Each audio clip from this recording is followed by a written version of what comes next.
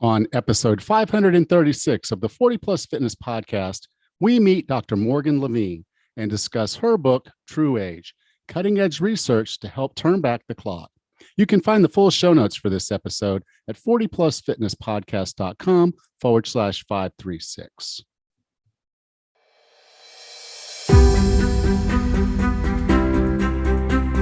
If you decided you're ready to make a change, to reclaim your health and fitness, the 40 Plus Fitness podcast is here for you. Each week, we dive deep into health and fitness topics that affect those of us over 40. I'm Alan Meisner. I'm an NSAM certified personal trainer with specializations in corrective exercise, behavior change, and fitness nutrition, a FAI certified functional aging specialist, and an OTA Level 2 online trainer. I'm joined each week by our co-host, Rachel Everett. She is an NASM certified personal trainer and a RRCA Level 1 run coach. Let us be your coaches as you find your way on your health and fitness journey, all right? Let's go.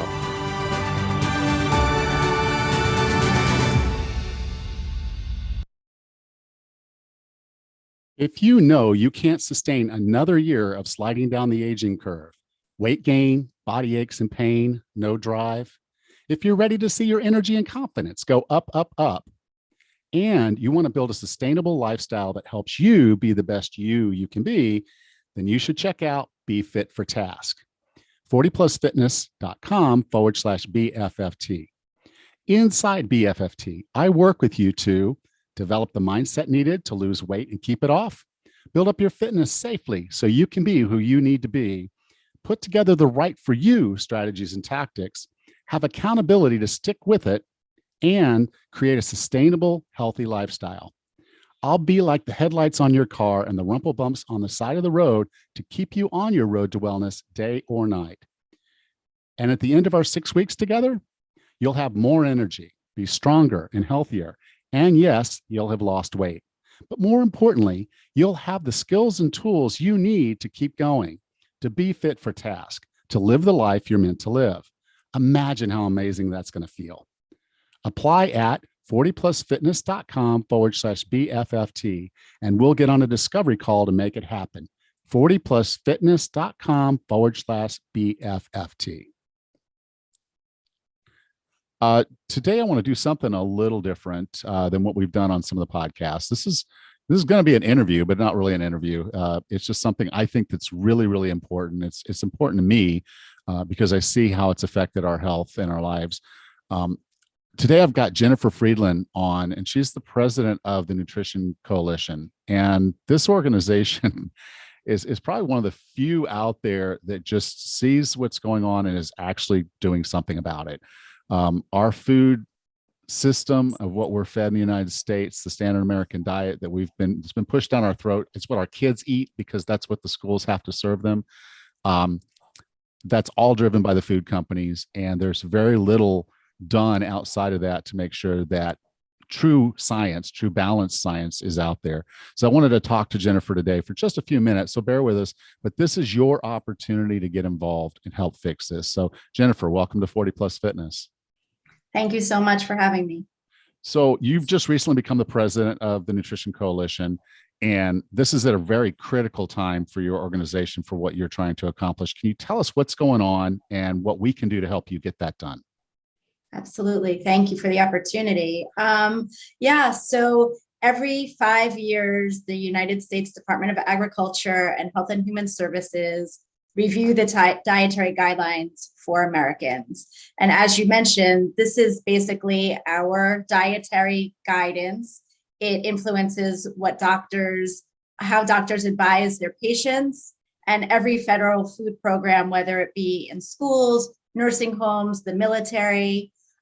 So this policy is huge, right? And yet it is really designed for the 60% it's really designed for healthy Americans. They say so themselves. This is for healthy Americans. But what we know right now is that 60% of Americans are not healthy. They have food-related illnesses, diabetes, obesity, high blood pressure. And so what the Nutrition Coalition works to do is to advance evidence-based, science-based food policy. And so we're saying to the government that based on the science, you need to also have, in addition to your policy for healthy people, a low carb option that can help people help themselves to reverse, in some cases, reverse type 2 diabetes, to help them with their metabolic diseases, whether it be high blood pressure or obesity, and really give people an alternative that can help them. And so every 5 years, they revise these guidelines. And the first thing they do is they list the questions that they're going to be asking. Well, when we looked at the questions, there wasn't a single question about low carb diets. And so the question for us is, why aren't they asking about low carbohydrate diets? There's enough evidence at this point. There's so much science that's been done, over 100 studies looking at the effects of a low carbohydrate diet, the long-term effects of a low carbohydrate diet. These studies are robust. And yet the government is saying that it's not going to look at the studies. And so we have an opportunity right now until May 16th to write in a comment asking the government to please raise this issue as it's revising the guidelines. And that's sort of the mission today for us, is to get those comments in. Okay. So if I want to do a comment, I want to help, what do you need me to do today? So today you can go to our website, which is nutritioncoalition.us. And on the homepage, you'll see, a blog post. You can click onto that blog post for low carb DGA, and it will give you instructions on where to go and what to do, and some talking points you can add. If people are on Twitter, they can go then click to tweet. So basically, we're trying to get as many comments in as we can, and then to drum up as much as we can on social media to get more people to join the effort as well. Because if the question's not asked, then it's not the answer. It's never going to be the answer. So this is all driven by the process, and the process is not in the best interest of people, particularly people that are not healthy and need to deal with some of these lifestyle food choices and things that we've done to ourselves. So thank you so much. Again, guys, the website is nutritioncoalition.us. Go ahead and check it out, read the blog post, and let's help Jennifer solve this problem we've got going on right now, because it's affecting us. It's obvious, and we need to do something about it sooner rather than later. So thank you, Jennifer, for being a part of 40 Plus Fitness. Thank you so much. Hey, Raz. Hey, Alan. How are you today? I'm doing all right. How are things with you? Good. Well, we have spring again for now, and you might hear my voice. So it's a little raspy. My allergies are the bane of me. As much as I love spring, it does not love me back. So I'm a little bit struggling right now. The beautiful flowers blooming. Well, you can't have the flowers without the pollen, and depending on where you are in the country, pollen can be a bit of a bear. It is a little bit, but I'll make it through. I'm just happy to have spring today. Good. Yeah, we kind of have spring every day, but lucky you. choices. Mm-hmm. That's right. But yeah, we are just now finishing up our busy season on the island. So I think we were full all the way through Easter weekend, which is when high season is supposed to end. Mm-hmm. And so as we're recording this, we just finished up our Easter weekend. But so we now have people checking out and then not people checking in. So it'll be kind of interesting as we kind of end up with just 1 or 2 rooms booked versus having 4 to 6 rooms booked. Wow. Kind of what that new pace of life is going to be like. So yeah. So I've been trying to take on some additional challenges here. I'm actually sitting for right now another certification, the precision nutrition. Mm-hmm. So this one's a pretty big one. This one's going to take a lot of effort. But I'm in it. I'm about, I'd say right now, probably about a third of the way through, maybe a quarter through, but it's just getting started on it. But so it's pretty intense. Awesome. That sounds exciting. Yeah. Well, I always like to have a challenge. So I'm training for the Tough Mudder, and I'm like, okay, I might have a little bit of extra time as we go into these next few months. And Tammy's planning a trip with one of her friends to travel. I'm like, okay, so that's 2 weeks that she's not going to be here. So I need to have a hobby. Oh gosh. Oh my Yeah, goodness. so I'll get another certification. That's awesome. How exciting. Yeah. All right. Well, are we ready to talk about aging? Sure. Our guest today is an assistant professor of pathology at Yale University School of Medicine.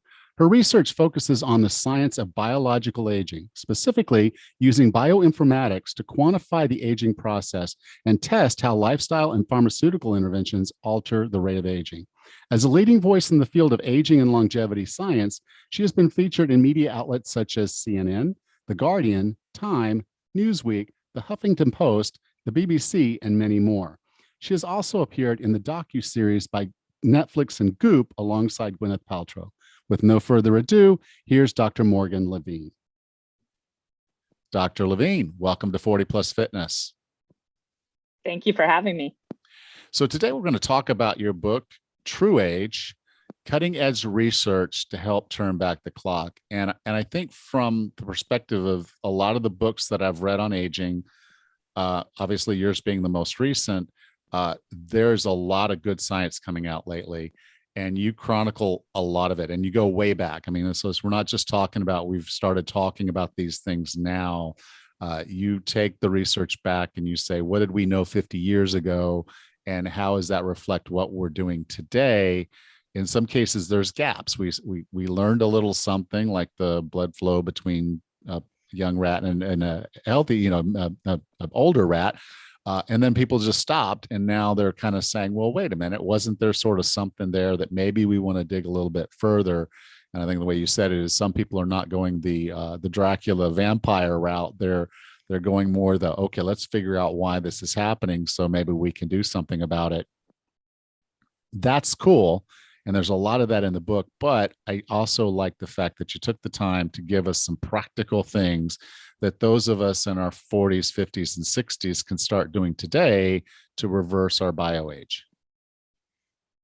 Yeah, I think it's critical to not just talk about all the exciting science that really, even though some of it might have been started a century ago or even more, is actually because of where technology is today, we're actually able to understand what is driving this and how to actually implement it, but to give people actual practical things they can do in their everyday life rather than just waiting for new breakthroughs and discoveries. Because I know even personally, I don't want to sit around and just hope that something comes out in the next 10 or 20 years. I want to know what I can do today. And actually, most of our control that we have over our aging process are just behavioral things that we can actually do, and we don't have to wait for science to catch up there. Right. And that's the good thing, because if you have a base that's a little lower when that stuff does come out, more than likely you're going to see better benefits from it in the long run anyway. No one wants to get to 80 and frail and then say, oh yeah, now I'm going to reduce 5 years off of my lifespan. Whereas if they felt like they were in their 60s, going back to 55 would feel pretty cool. Yeah, it's probably easier to prevent than reverse, would be my guess. I completely agree. And as a personal trainer, I don't think you'd expect anything different from me. Yep. Now, one concept you got into the book, and I agree with you at some front, that we talk about aging as a disease. And I agree, if we want to get researchers and people looking at it, then it's really good to get it classified as a disease, because then there's a backing to it. Okay, well, we can solve the problem, then there's some money, and now there's medical, people are not just going to treat something because that's what you want. I'd love to have a third arm, but I'm not going to find a doctor that's willing to do the research to figure out how to make that happen. But I also think of aging as sort of if you will, just it's something that's natural and happens to everybody. So for me to think of aging as a disease, I'd have to think, well, is puberty a disease? And no. Can you talk a little bit about why aging can be considered a disease and what we want to take away from that?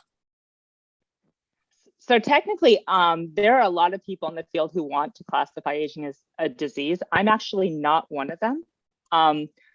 As you kind of mentioned, there are benefits for doing this because the FDA, if they're going to approve anything to go after aging, they need some kind of primary outcome, they'd call it. So people want to say, oh, aging is a disease, because then they can say, oh, we can treat and tackle it.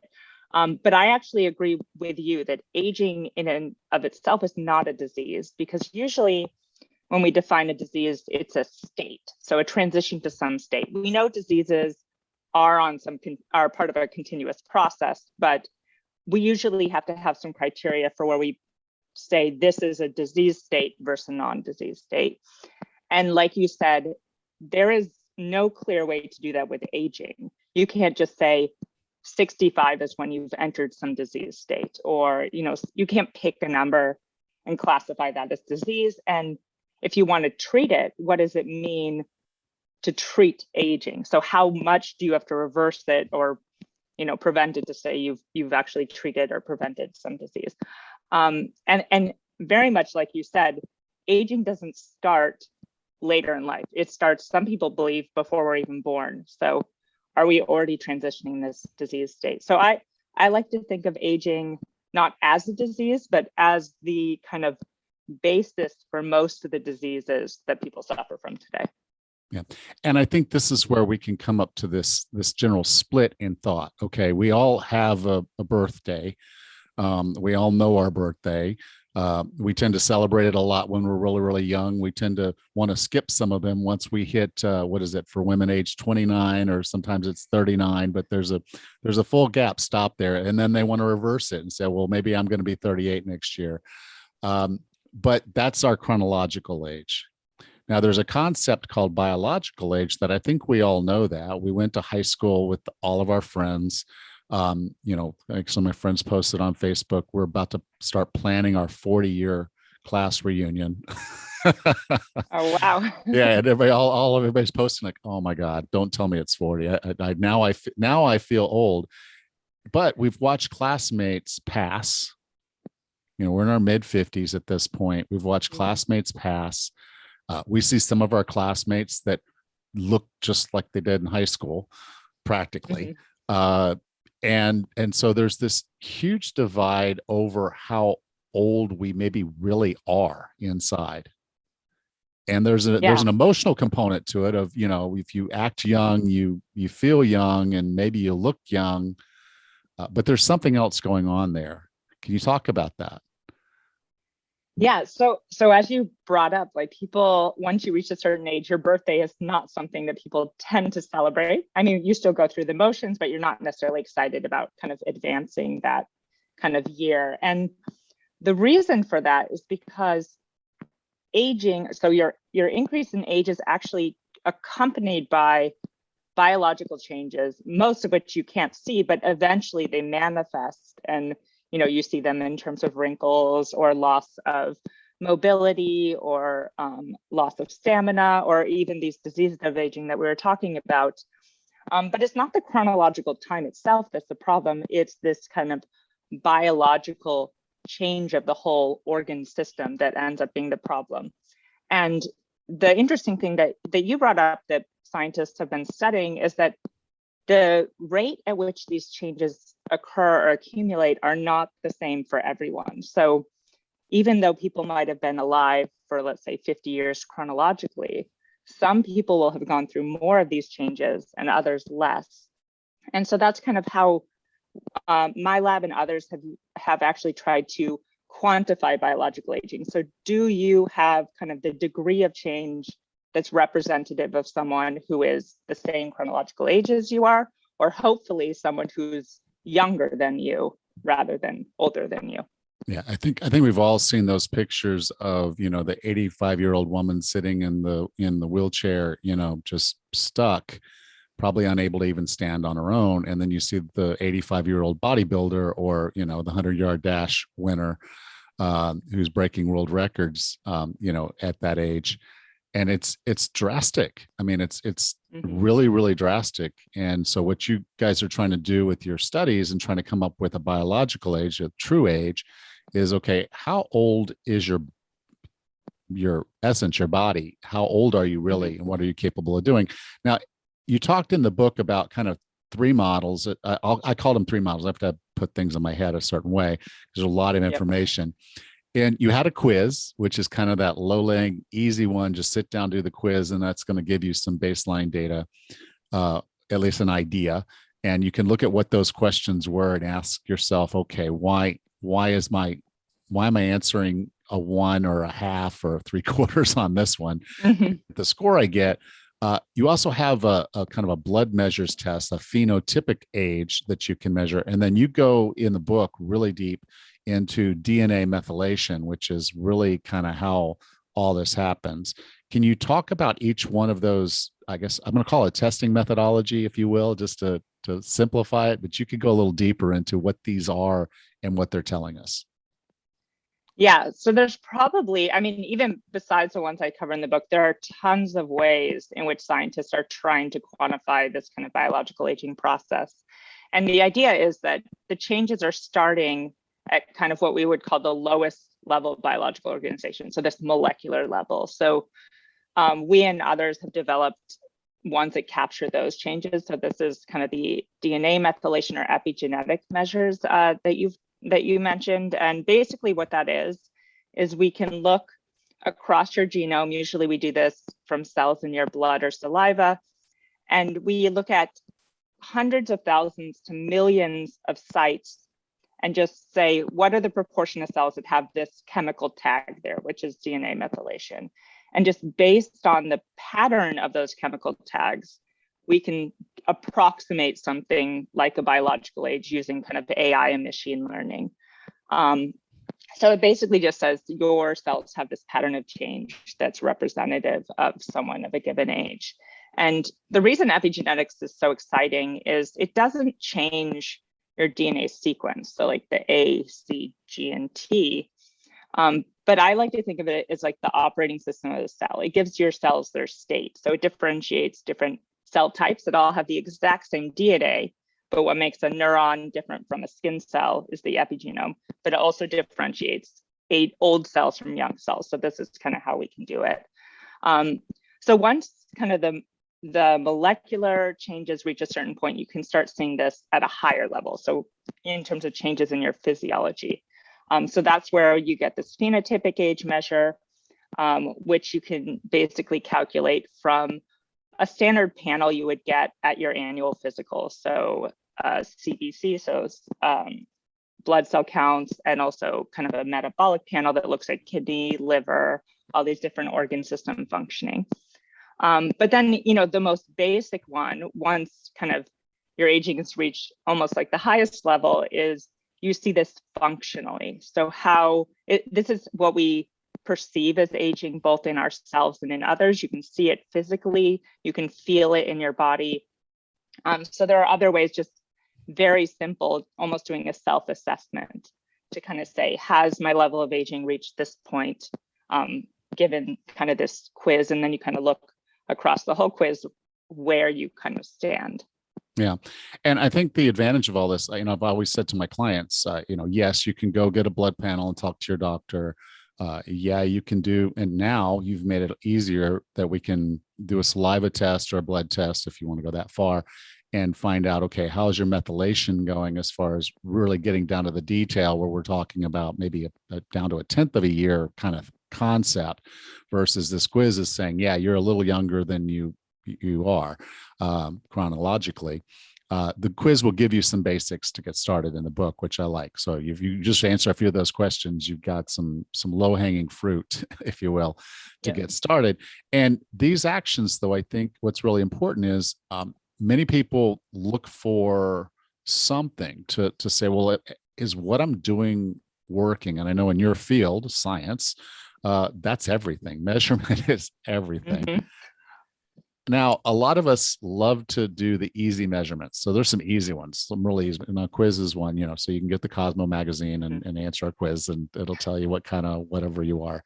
They're on Facebook too. So the quizzes are fun. Quizzes will tell you a lot.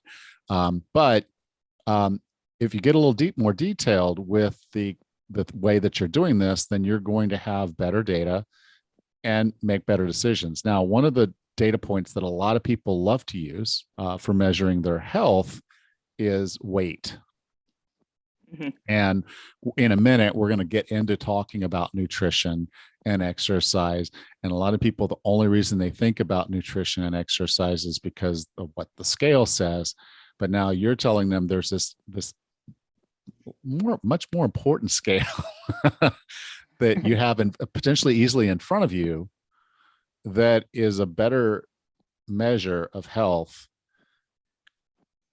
Why I mean, weight is important. I'm not going to poo-poo it at all. It is important. There's some risk factors associated with it. But why is this type of measurement something that someone should consider over just saying I'm going to step on the scale every day? Yeah, and I'd also talk about this a little bit in my book. Actually, when we measure our weight or calculate our BMI, which is based on kind of a weight-height ratio, this is actually not a great predictor of health. Yes, we know obesity tends to be associated with increased risk of disease, but BMI itself can be due to a number of different things. Muscle mass is also heavy, so people can have the same BMI and have very different body composition. And actually, in older ages, we find that a higher BMI is slightly protective than a lower BMI. So it's a very complicated relationship. But the whole point is that the reason we usually associate higher weight with risk of disease is because it tends to basically drive a lot of these changes that are actually age-related changes. So it accelerates them. So rather than just assuming, oh, my BMI is probably too high, it's probably driving these, it's better to actually just try to directly measure the consequences of this, which is on the pathway to disease, versus just inferring something about your weight. And I also think this will get people less kind of weight obsessed, because you see heavier people are actually quite healthy, and thinner people who are actually unhealthy. So it's better just to get a direct measure of what's going on as much as you can approximate it. Yeah. One of the metaphors you had in the book, which I really enjoyed, was you talked about the hill. And so as we're younger, we have this, for lack of a better word, inertia keeping us younger. As we go up the hill, there's this inertia that keeps us, in a condition. So we're more resilient, we're stronger, we're faster, we're prettier, we're everything, and the older we get, the more we were. But then we top that hill at some point. We can call it midlife, or we can call it 35, when sarcopenia and osteopenia start to become a thing. And then we're going down a hill. And now that inertia is not helping us. In fact, it's pushing us. And, particularly if we're over 40 or over 50, we're going down that hill pretty quick, unless we do a few things to stop it, or at least slow it down. And maybe we can't stop it. We'd love to stop it for at least a little while, enjoy this year more. But, and one of the key ones, and I don't think you could have this conversation without it, is to talking about nutrition. What we eat has a profound effect on our health, and the scale in many cases. So if we're looking at measuring this from either a health perspective or a weight perspective, we have to talk about nutrition. And you went very deep in the book in talking about some of the nutritional strategies that we can have to have the best bioage possible. Can you talk about a few of those? Yeah, so nutrition has actually been studied quite a bit in the aging field. Most of the original work was just looking at kind of calories, so amount of eating that, or amount of consumption. So dating back, actually, I think it's more than a century now, scientists discovered that actually what we call calorie restriction or dietary restriction can extend the lifespan of, in this case, it was a rat. And actually, since then, there's been calorie restriction studies in a number of different species, mostly showing the same thing, that it seems to be associated with improvements in kind of disease prevention, so elongation of what we call health span, so longer time disease-free, as well as possibly longer lifespan as well. And this isn't, calorie restriction isn't a severe malnutrition. So it's basically reduced calories without malnutrition. So in some of the human trials that are going on, it's about a 12% reduction in total calories. Since then, people have actually become more interested in basically fasting, because the idea that someone's going to maintain a caloric restriction diet for their entire lifespan is probably unlikely. And so are there ways that are actually easier, that we can do easier, that mimic the same benefits? So people have been really interested in different types of fasting, like time restricted eating, where you try and compress the number of hours each day that you're eating. So maybe you only eat between an 8 or 6 hour window. There's also times where you can some people skip a whole day of eating, but then eat fairly normally the rest of the time. Or you can do these kind of short bursts of 5-day, they're not full fast, but very low calorie fast, and do them maybe a few times a year. And we don't have what I would say definitive proof that this is slowing aging, but at least in looking at some of these biological age measures that you mentioned, there seems to be some indication that they might be. And then, of course, it's not just how much you eat, but what you eat as well. So a lot of research going into kind of plant-based diet, and whether plant-based or things like Mediterranean diet are actually beneficial. And this seems to be supported looking at individuals who live in these very, what are called blue zones, so where you have very long-lived individuals, but also looking at observational data of just people in, for instance, the US population. Yeah. And I think, it should go without saying that we know, because we see it in practice, the person that looks and feels younger at 65, they don't eat a lot of crap. Yeah. So they're, and they're not overeating.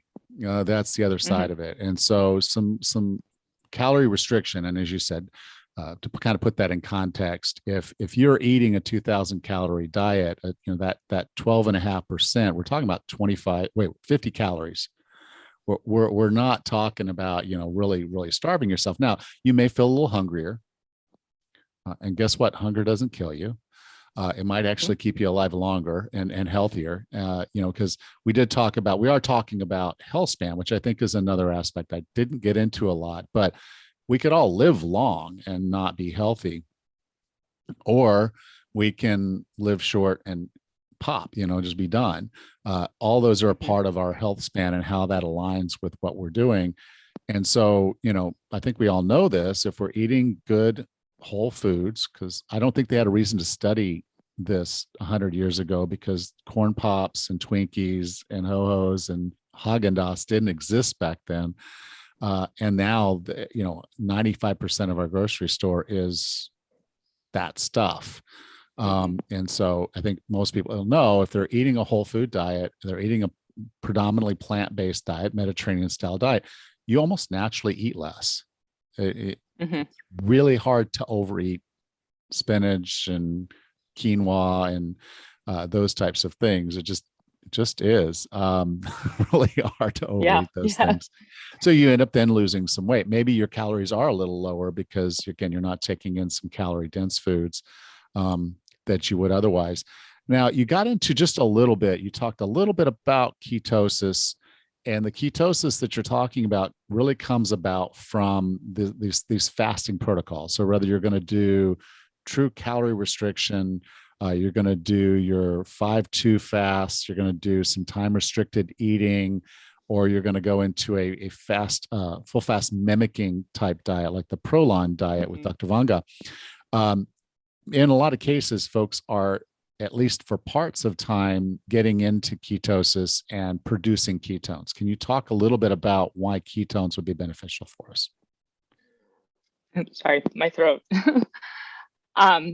Yeah, so I think here I'll do the pause because okay. So I don't think we actually know specifically why we think ketosis might be beneficial for us. And this is actually not something I study, but there are definitely colleagues at Yale who study ketosis. But we're actually starting to have kind of some clinical trials in humans potentially looking at ketosis.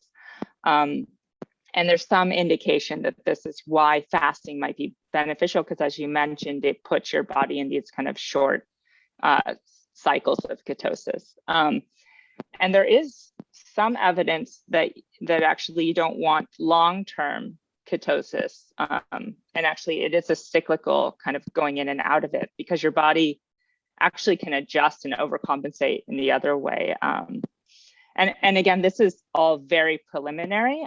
We don't know specifically. What I would say too is it's going to probably to some degree depend on what you're eating if you're on a ketogenic diet, because you can actually have a fairly unhealthy ketogenic diet as well, even though you're not getting a ton of carbohydrates and sugar.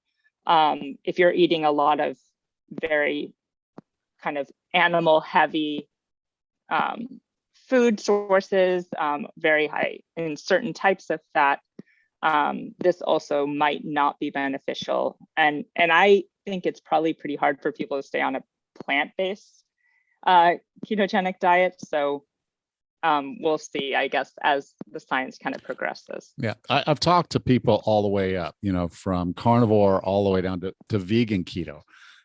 It's doable, but like most things, the more strict and stringent something is, like calorie restriction at 25%, or saying, okay, I'm not going to eat a certain food group for a long period of time.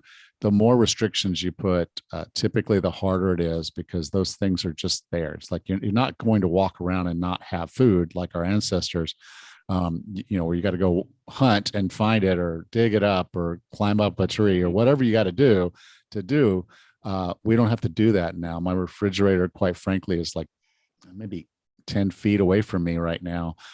So if I wanted something to eat, within a minute that thing's open and I'm eating it.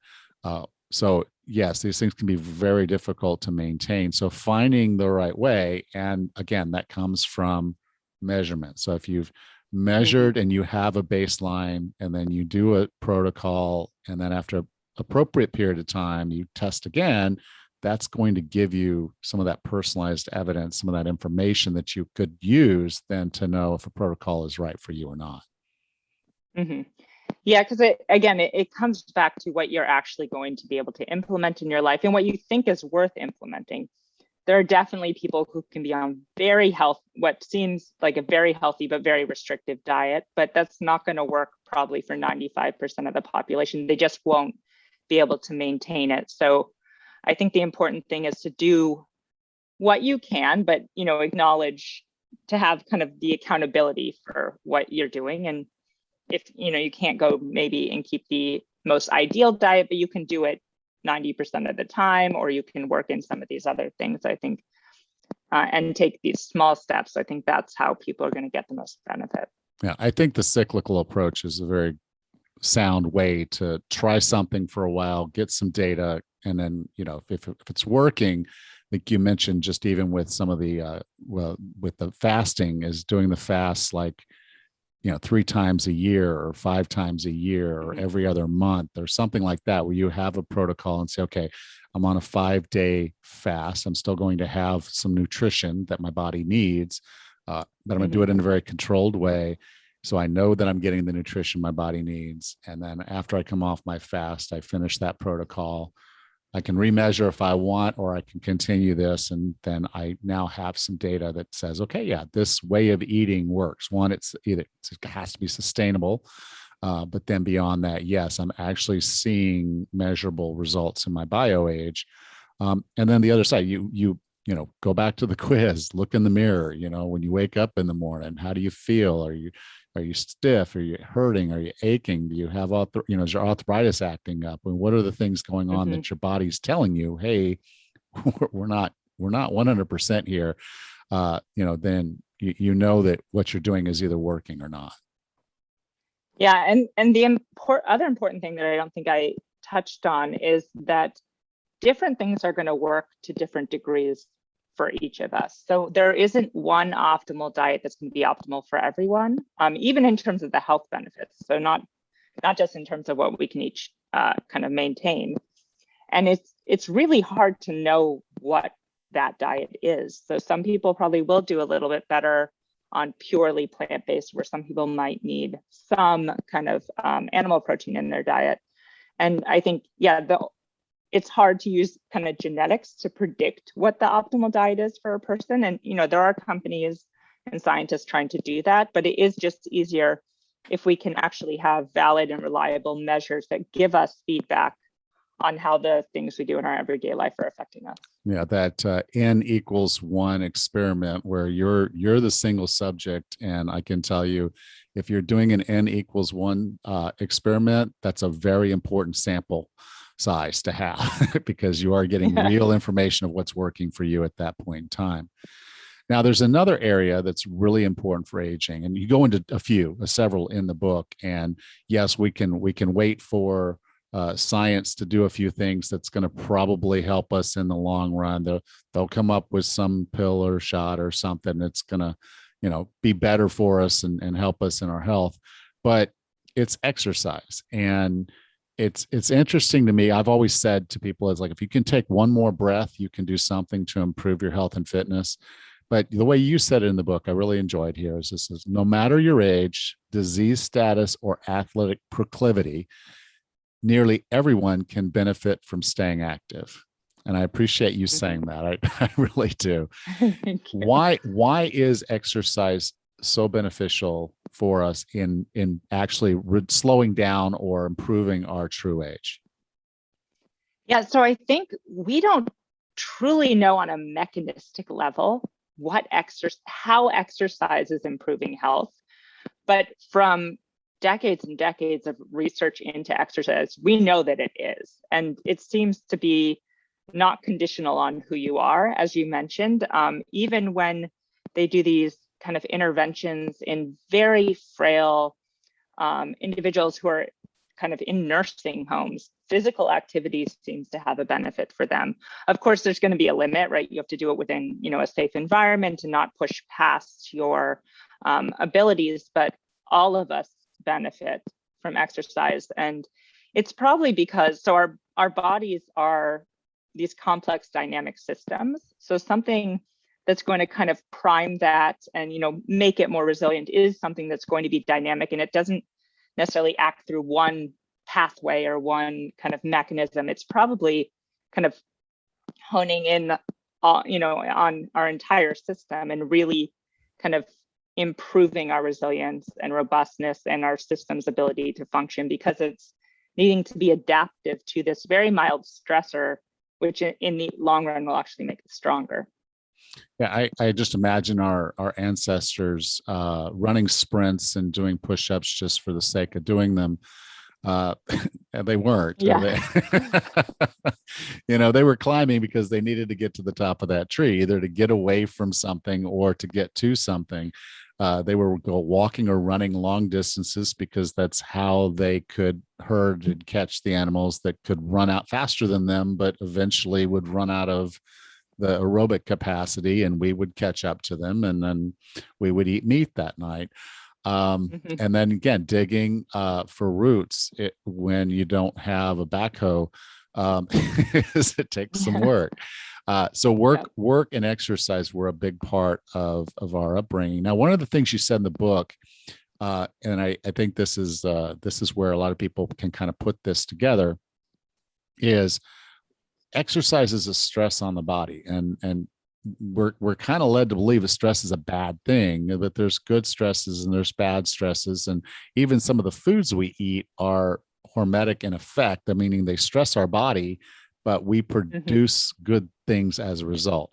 But the states that you went through was the homeostasis, which our bodies love balance, so stay balanced, and then we put a stressor in front of it. And then we have allostasis, which is the improvement, and then we have a return to homeostasis. Can you talk about that process? So if I decide, yes, I'm going to start running, I'm going to put some stress on my body that it won't necessarily like me for doing initially, but it's the right thing to do. Can you talk about that process that way, how that's working? Yeah, so exercise, as you pointed out, is a perfect example of this concept of hormesis. So this very mild stressor, which is actually going to kind of prime your system and actually make it more robust in the end. And it kind of, when we're in a steady state, our bodies are trying to maintain homeostasis, which is, a given temperature and, all these kind of biochemical ranges that your body tries to maintain. As we encounter stressors in our life, we go through allostasis, which is kind of your body's response to that stressor. So it needs to move out of homeostasis to respond to the stressor. And then the idea is that it should move back. And actually, if you do this, you kind of dynamically can have these mild stressors, and then you move back to homeostasis. Our bodies get better at doing that and better at adapting to stressors that might come up in our lives. You can imagine, though, if you have a huge stressor, your body might not actually be able to move back very well, or you might end up in a slightly different kind of state. So the idea is to have these mild ones that our body can adapt to. And then there's potential that actually they can get a little more stressful over time, but you're better at adapting to them. The important thing, and as this is something we see in exercise too, is also this recovery. So you have enough time for your body to move back to this homeostatic kind of steady state space. And this is where we see things like chronic stress being a problem, because your body never has time to move back to this adaptive state. So we know there's a lot of chronic stress in terms of psychosocial stress that people undergo that just never lets up. And I think this is kind of maladaptive stress, but actually these acute small stressors can actually be very beneficial to our overall functioning. Yeah, and the way I like to look at it is one is these are the gentle nudges. So you're doing a little bit more work than you did before, because you can't compress 30 years of not working out into a few workouts. Trust me, that won't work. But then, your body adapts, it gets stronger, and the fact it can keep getting stronger. I think one of the data points you had in there was that they were taking what we basically call frail older people and putting them through a resistance training program. They increased their strength by over 100, I think it was 112%. That's phenomenal. That Yeah, that's phenomenal.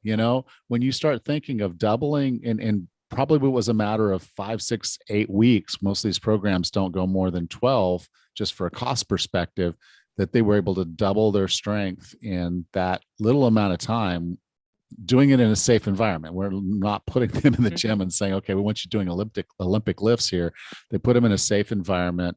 They train them, and being trained, they become effectively better people, better athletes, and probably had you measured their bio age, which you weren't a part of that experiment, but they probably would have come back a little bit better. Yeah. And I think, for a lot of these conditions that we see that arise with aging, so I think you mentioned before sarcopenia, which is this muscle wasting, and it's also accompanied by loss of strength. Also things like osteoporosis. Some of the best interventions we have are exercise. And I know, people who are developing these might feel, well, I'm getting too weak to undergo, a stressor like exercise, but actually that's what their body needs to kind of push it back into a stronger state. It needs that kind of, you want like the push to come both ways, right? If nothing's kind of pushing back on it, it'll just continue to deteriorate. Yeah, I like to think of nutrition, exercise, sleep, stress. All of those are information. So our body, as you will, it's literally just a computer, if you will, and it's collecting information about your environment. And if you're able to just sit on your butt every day and do nothing, in its mind, you're doing nothing but using your brain. You're not moving.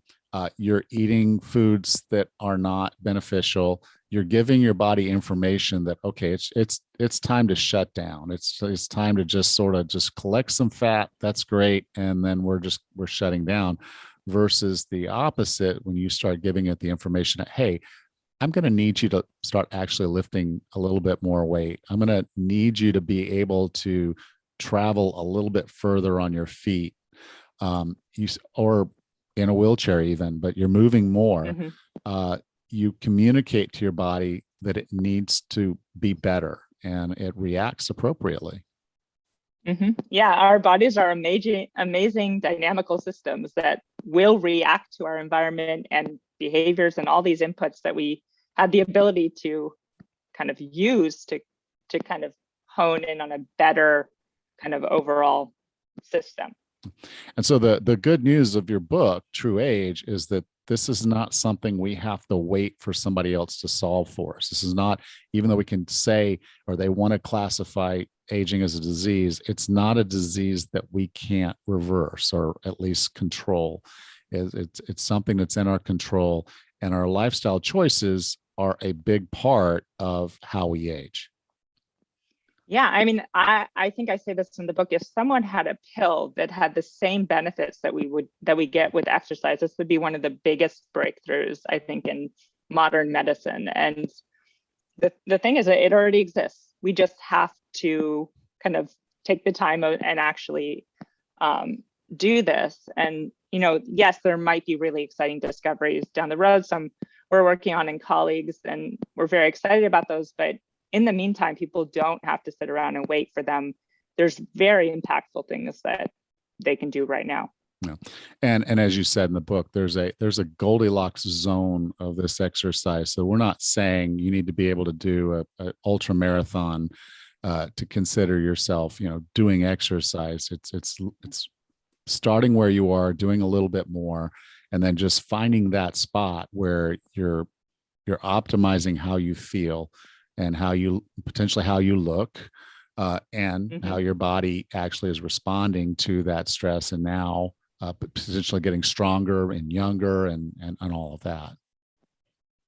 Yeah, this comes back to this kind of acute stress versus chronic stress. You don't want to go out and just do so much, and then your body can't even really kind of recalibrate from that. But yeah, you do these little acute stressors, and enough to, you know, feel it. Like, it shouldn't be easy per se, but enough to kind of break a sweat, get your heart rate up to a decent high level for a short amount of time, and then you can slowly build from there. But yeah, you don't need to be able to run a marathon. You can go for a 30-minute walk or whatever kind of works for your lifestyle. Dr. Levine, I define wellness as being the healthiest, fittest, and happiest you can be. What are 3 strategies or tactics to get and stay well? For me, I would have to say 1 is figure out what works for you. So, you know, if you can't stick to a diet, then that diet's not going to help you. You know, we all kind of overestimate, I think, what we will stick to in the future. So I would say find something that actually works for your lifestyle, where everyone's busy, but just make sure you're trying to get that little bit of exercise or eat plant-based or whole foods most of the time. I'm not saying you can't have cake on your birthday, but, you know, figure out what you can actually manage in your life. The other thing I think related to that is just to know your numbers, to actually have some information about how you're doing, so that you can make those choices on whether something is worthwhile implementing in your life versus not.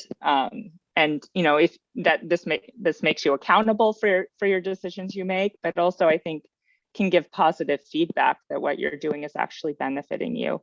And then probably the last step, and I guess this maybe relates a little bit to number 1, is this isn't, you don't have to go from 0 to 100. You can take small steps and then get there. It's not, you don't need the perfect diet on January 1st, but you can start by implementing one thing at a time, and over time, kind of get to a healthier lifestyle. And in doing that, cut yourself a little bit of slack, right? You need to be accountable and not cut yourself too much slack, but, you know, everyone messes up. I eat unhealthfully, you know, occasionally, and don't be so critical and set on being perfect, and let that kind of ruin your progress overall. Great. Dr. Levine, if someone wanted to learn more about you or more about your book, True Age, where would you like for me to send them? Yeah, so my book is coming out, I think, today, May 3rd. So you can buy it on Amazon or other outlets. To learn more about me, my lab has a website. I think it's morganlevinelab.com. I also, people feel free to follow me on Twitter or Instagram. I like to post a lot about aging research, where we are, the new science coming out, and also talk a little bit about what I do in my everyday life. So those are probably the main outlets for Great. people who want to learn more. You can go to 40plusfitnesspodcast.com/536, and I'll be sure to have links there. Dr. Levine, thank you so much for being a part of 40 Plus Fitness. Thank you so much for having me.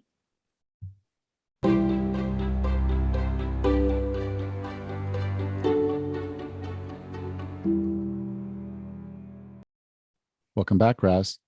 Hey, Ellen. What an interesting interview about aging. There's a lot to talk about here.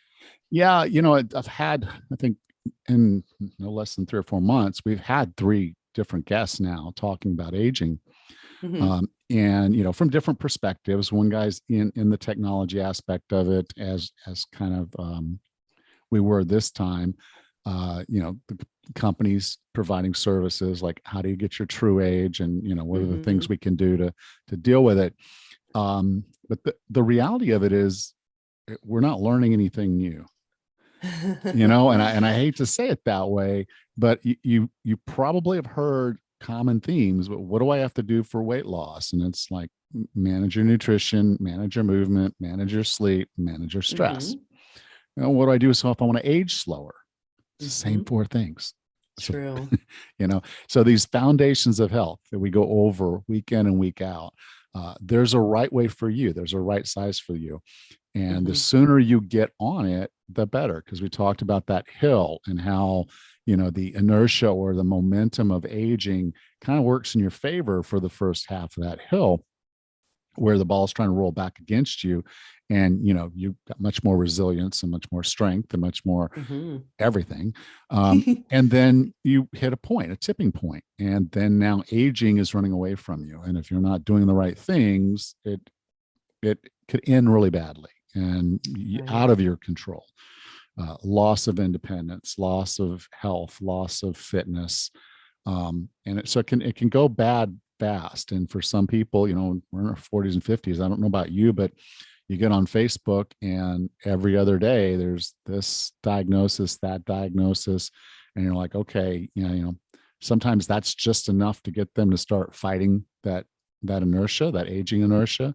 But sometimes they're already past the top, and now it's just okay, this is where I'm going. And so, we have a lot that we can do in 4 fundamental areas to manage our health and wellness. And it plays out over and over in all the different themes about how to have better strength, how to have better bone mass, how to feel better, how to have more energy, how to everything. That all four basic pillars that if we're working on those on a consistent basis, we're improving our health, we're improving our existence, and as a result, our true age is younger than potentially our chronological age. Well, that's an interesting concept right there, to think that if you could manage your health in such a way that you might feel younger than other people at your age. We have an interesting, concept of what aging feels like. When I was a kid, I thought 50 would be crazy old and I'd be slowing down and not doing the things that I'm doing right now. And here at 50, I'm still running marathons and doing some fun stuff. And I have no intention of stopping. This is how I like to spend my time. And it's giving me a higher quality of life. I mean, it's social, it's entertaining, and I'm doing what I can to maintain my age. And I just really wish people would also find something that they love to do at this age to keep them active. Yeah. And it doesn't have to be running. It doesn't have to be weightlifting. It doesn't have to be super, super strenuous. I mean, it can be something as simple as pickleball, or, just something that's slightly active. Get out in a state park and go for a hike, find a group that's doing something that's some movement involved, and make it a thing. they're out there. And I think that's the It point is. there's running clubs, there's hiking clubs, there's pickleball, there's all this Yeah. different stuff that's out there. Or it might be just something as simple as a Zumba class at your community center, Yeah. and you don't have to be able to dance, just go out there and have some fun, and move at Hmm. your pace, at your thing, and, just enjoy yourself because you only get one shot. Right. I just think that's the best part though. Like Zumba class would be just a hoot. And I've got an aunt and uncle, they do Tai Chi, a beautiful, graceful movement for them, and they enjoy it. They have friends at the gym, and it's just such a fun social atmosphere for them. And they're having a high quality of life. They get out of the house, they do these fun things, and they're healthier for it. So, I mean, you don't have to let aging just happen. You don't have to just get old and sit around and do nothing. How boring would that be? Well, we see it. I mean, that's kind of what's interesting is, as you were saying, is like, okay, there was the great grandma Right. who, was right at the end and, forgetting things and always sitting in her rocker. And then there Hmm. was the grandma and, yeah, she'd cook a meal and then she'd sit down. And then there was mom and then there was Hmm. us, and we're running around like wild animals, and everybody else is sitting and Yeah. not, and they're not playing and they're not doing these things. It wasn't done. It wasn't a Hmm. regular thing. In fact, at one point, women couldn't even run a marathon. They weren't That is allowed, true. uh, Hmm. until That they is did it. true. Until they did it, and they're Yep. like, well, okay, but and that's probably why, again, if you're not going to let somebody do something, then they're going to want to do it that much more. That's But right. so yeah, you can't do this exercise thing. Don't listen to us. You can't. Yes. Oh, so But ridiculous. but it's like you have it's not a button. It's not easy, but you Hmm. have tools. You have the capacity. If you take a breath to do something, and if we're just going to sit around and wait for them to come up with the easy pill, that Right. one pill thing that you're going to take that's going to be your exercise for you, you're going to pass before that happens. Science Right. is great, but it's not going to be that great. In fact, what science is more likely to do is to keep you alive in a Yeah. bad health state. So, your health started declining in your 50s and you lived until your 80s. It was 30 years plus maybe of Hmm. poor health that you had to endure. Hmm. And it's within your Oh, control to yeah. eat better, move better, sleep better, and manage stress better. Hmm. Every little bit of that you're able to do is going to help improve your lifespan and your health span. And the Yeah. quality of life. Yep. Yep. You don't have to take aging sitting down. Get up and get active. Get out there. Yeah. And realize that, if you are on the other side of the hill, you can slow the descent. It's Hmm. not this fixed aging curve where you have to live the way that that you saw your parents live, or that you see older siblings or relatives live. You can slow that curve with the right interventions, which are not medical, they're physical. They're Right. what you put in your mouth, they're what you put in your brain, they're what you physically move around and do. It's all information. And if you're Hmm. informing your body that you need to be active and manage an active lifestyle, with good food and all that, your body responds because, like, oh, well, we still have to do stuff. Versus if you're Hmm. just sitting around and you're not getting the exercise, you're not eating well, you're communicating to your body that it's okay for it to go ahead and start shutting down. And that's a bad message. That's a That is very a bad bad message. message. Not very fun. Not fun at all. No. So again, I'll still keep having guests on, and we'll keep talking about aging because it's an important topic. But Hmm. just recognize that all of my shows are the same show. They are. We're talking about the same four things, Hmm. but your four things are different than my four things, and so you just have to find your four things, and Yeah, how you move, how you eat, how you sleep, how you manage stress, and doing the best that you can with what you have where you are, and that's and right. and if you're doing that, then you're aging at a slower pace than you would have otherwise, and you're Hmm. going to have a longer, better life. Yep, that's perfect. All right. Well, Rich, we'll talk next week. Sounds great. Take care, Ellen. You too. Bye. Thanks. Bye. Next time on the 40 Plus Fitness podcast, we meet Clint Emerson and discuss his book, The Rugged Life, The Modern Guide to Self-Reliance. Until then, have a happy and healthy week.